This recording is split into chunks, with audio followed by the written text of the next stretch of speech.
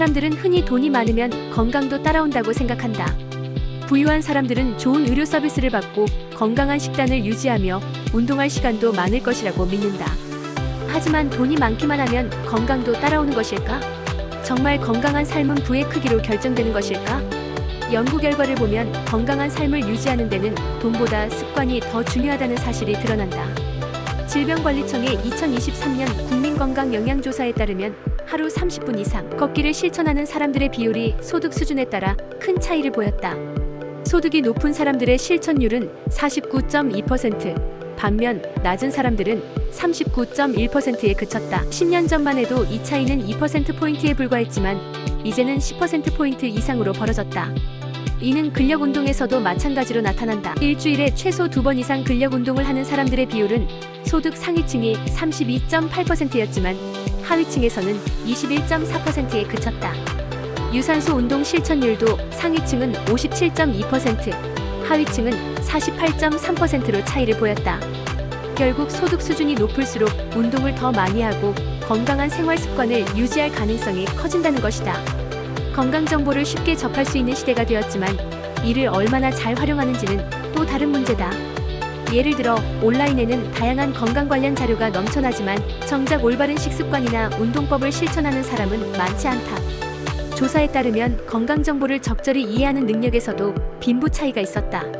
소득 상위층은 66.3%가 건강 정보를 잘 이해했지만 하위층은 54.4%에 그쳤다. 이는 건강한 생활을 위한 기본적인 정보조차 소득 수준에 따라 접근성과 이해도가 달라진다는 것을 의미한다. 이러한 차이는 결국 건강 수명으로 이어진다. 고려대학교 의과대학 연구팀의 조사에 따르면 2020년 기준 소득 최상위층의 건강 수명은 74.88세였고 최하위층은 66.2세였다. 즉 부유한 사람들은 평균적으로 9년을 더 건강하게 살고 있는 것이다. 단순한 기대 수명이 아닌 아프지 않고 건강하게 사는 시간이 이만큼 차이 난다는 점이 더욱 중요하다. 더욱이 2008년에는 이 차이가 7.94년이었으나 2020년에는 8.66년으로 더 벌어졌다. 이는 저소득층의 건강관리 기회 부족과 생활 환경 차이가 누적되면서 격차가 확대된 것으로 해석된다.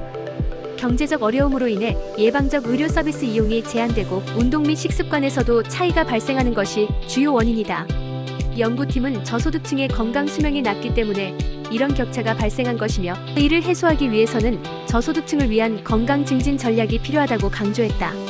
한국인의 기대 수명은 의료기술의 발달로 증가하고 있지만 건강하게 사는 기간은 비율적으로 늘어나지 않았다. 2008년 기대 수명은 80.83세였고 2020년에는 84.55세로 증가했지만 건강하지 않은 상태로 살아가는 기간도 11.94년에서 12.73년으로 길어졌다. 이는 단순히 오래 사는 것이 아니라 건강하게 사는 것이 중요하다는 점을 시사한다.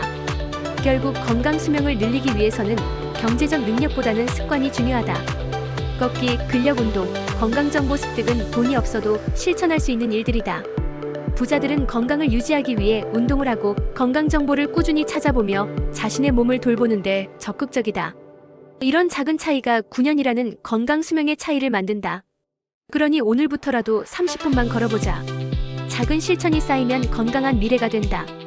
건강한 삶은 돈이 아닌 우리의 선택에서 시작된다.